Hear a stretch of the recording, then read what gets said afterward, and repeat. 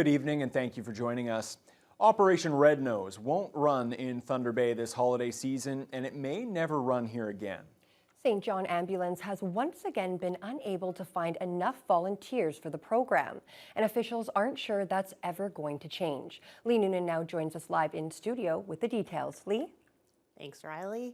This will be the fourth year in a row that Operation Red Nose doesn't operate here. It was shut down for 2 years due to the pandemic, and now for 2 more as a fear of COVID is still keeping volunteers away.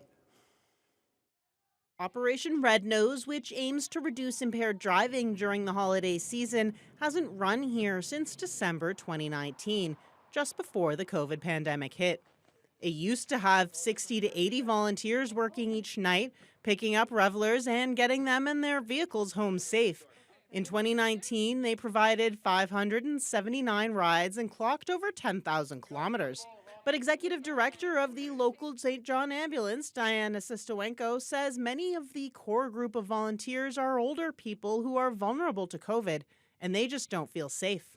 The whole concept of Operation Red Nose is to team up 3 people in a vehicle, going out for the evening, all together, people that they've probably never met before, and one of those people getting out of the vehicle, getting into another vehicle with a client, again, someone they don't know, and driving them home. Sistowenko says they need commitments from at least 60 volunteers a night for 3 nights a week all through the holidays.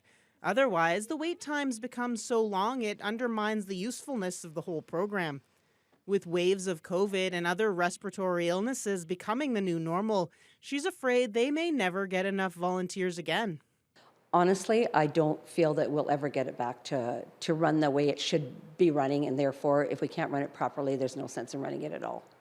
Sistowenko says they'll likely try next year, but she'd be surprised to see Operation Red Nose ever up and running here again. Nationally, Operation Red Nose says the program is running in 77 communities, including 3 in Ontario. That's up from last year, but still well below pre-pandemic numbers. They're asking everyone to plan ahead and drive safe this holiday season. Lee Noonan, TBT News. Thunder Bay Police are warning the public about a high-risk sex offender who now lives here in the city. 46-year-old Dwayne Jeremiah was recently released after serving his 2nd federal sentence for sexual assault. He has previous convictions for sexual offenses and assault with a weapon. The 46-year-old Indigenous man stands 5'3", weighing 148 pounds, with black hair, brown eyes, and glasses. Jeremiah has a number of tattoos, including wings on both forearms and Maria in a banner below his left forearm. Jeremiah intends to reside in the Donald Street area. With the cold weather approaching, a local agency is getting ready to help the homeless stay warm and dry their clothes this winter. People advocating for change through empowerment, also known as PACE, has once again received funding from the District Social Services Board to handle the demand. The PACE Warming Centre on Victoria Avenue also supports people with mental health and addiction issues. Over the last few years, the agency has used a vacant unit next door as a drop-in centre for those who have nowhere else to go during times of extreme cold. PACE recently got $50,000 from the DSAB to hire staff. Executive Director Georgina McKinnon says while the funding helps for now, the organization still needs more donations before the centre opens in December. That'll cover the wages for 4 people or so from December till the end of March. So we'll be looking for donations or funding for supplies and extra staff if possible, because I'm thinking we're going to be pretty busy. We did a clothing drive not too long ago where we acquired 350 bags of clothing from this community to be able to give out. So when people come in, there's changes of clothing, as well as we got donations of products like toothbrushes, toothpaste, feminine products. Last winter, the PACE Warming Centre welcomed 14,000 drop-ins, averaging about 200 people a day. One of the North Side's busiest intersections will reopen to traffic tomorrow. The Red River Road and Court Street intersection has been closed for more than a month as part of the North Core revitalization efforts. And city officials are still confident the full 2-year project can wrap up on schedule next October. Vasilios Bellos reports.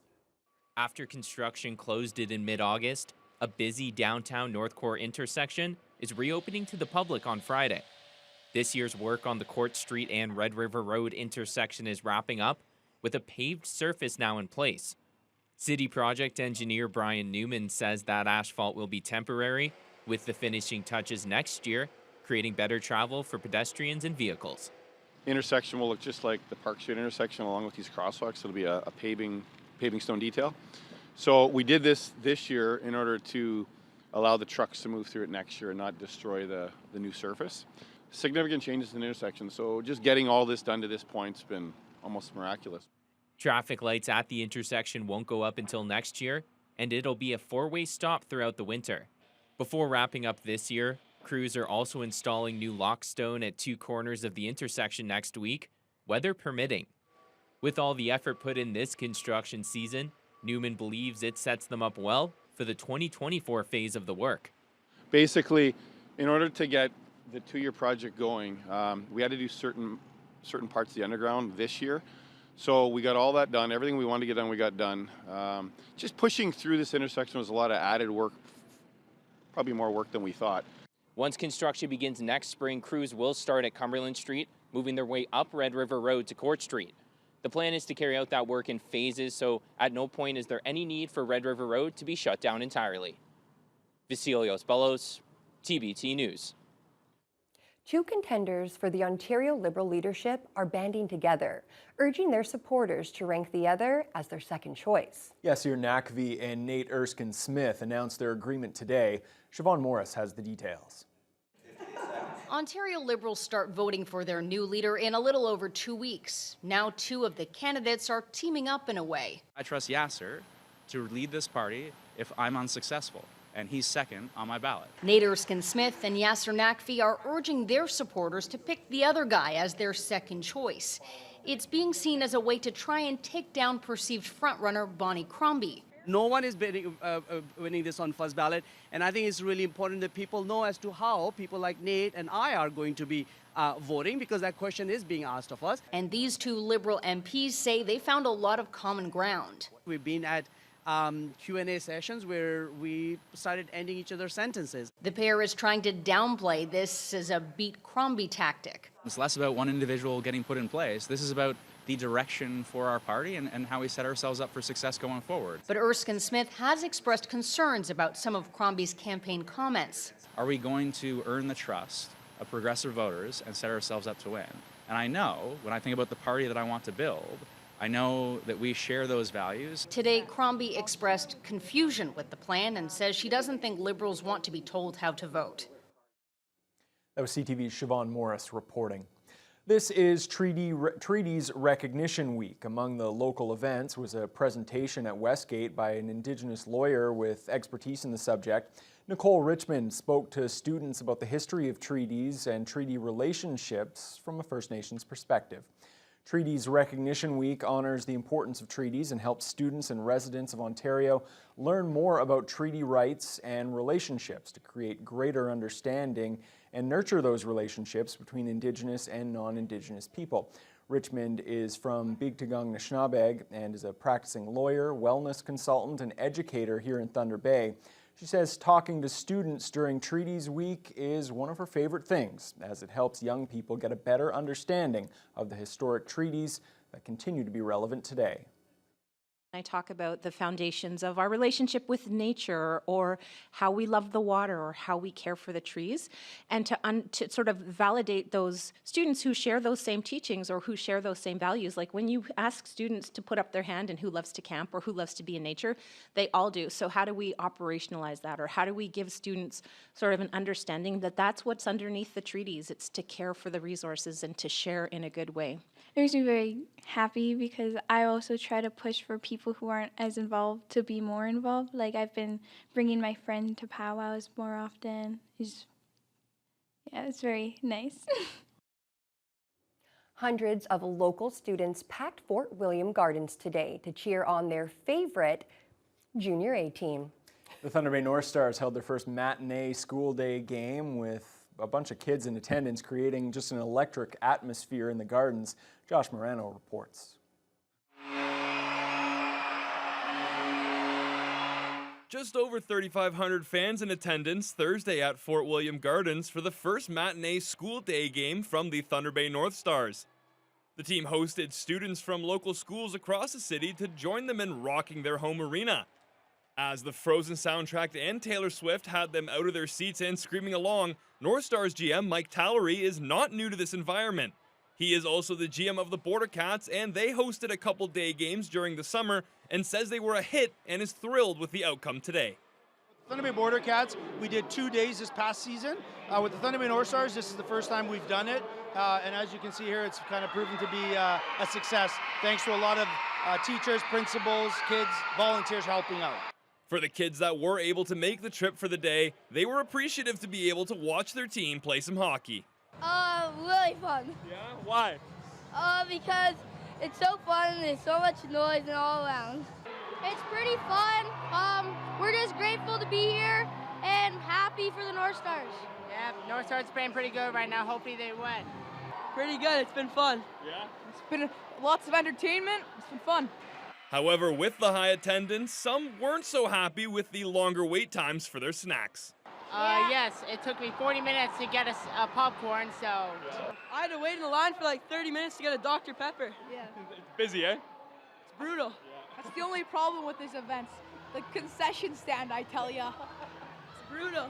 The atmosphere here at the Garden today has been amazing, but Tallery says there's at least 200 seats that need to be filled and hopes to get another day game going in the new year. Josh Morano, TBT News. Looks like a lot of fun was had by all in the Gardens. We'll turn into weather now, Fiona. Temperature-wise, pretty much the same as what we saw yesterday, but fortunately not quite as sloppy out there, and we did actually see the sun for a little bit as well. You have to look for the positives at this time of year, and that's exactly what happened. We had a little bit of sunshine, not a lot, but it did try to push in. We started the day with a low of 0, topped out with a high of 4. Winds were from the northwest, as low as 8 kilometers per hour, sometimes as much as 35. Now, across the region, we had temperatures hovering and fluctuating between 0 and 1 all day in Fort Frances. They had a fair amount of cloud cover. It's starting to see a little bit of clearing at this hour, but not much. Temperatures cool ever so slightly into Kenora and Dryden at 0, -2 in Red Lake, and a wind chill of -6. They've had snow showers off and on for much of the day, and snow has been felt throughout these northern regions through Sioux Lookout, Armstrong, Pickle Lake, and yes, into Greenstone, where they currently have temperatures of -2 and a wind chill of -5. Down into the North Shore, we're looking at 2 in Nipigon, -1 in Marathon, and Sault Ste. Marie had mostly cloudy skies much of the afternoon, but temperatures topping out at 4, so they've been dealing with some rain in the last few hours. Unfortunately, gusts of wind were kicking up to 50 kilometers an hour or more at times, so a little bit messy on that side of the lake. Here in the city of Thunder Bay tonight, we will slip back down to -3, and so it's going to be a little bit cooler than it has for the last couple of nights, and there's a good chance of some more snow showers overnight, and the cool temperatures are going to continue in northwestern Ontario throughout Friday. We might see a little bit of sunshine as we head into the weekend, but Friday itself, well, that is looking to be a little bit snowy still, and I'll have more details on that later on in the news hour. Well, thank you so much, Fiona. Well, turning to the Israel-Hamas war, relief for 32 Canadians who have been able to leave. And we'll have all those details plus much more as your Thursday News Hour continues. What does it look like behind us, this woman says? Destruction and death.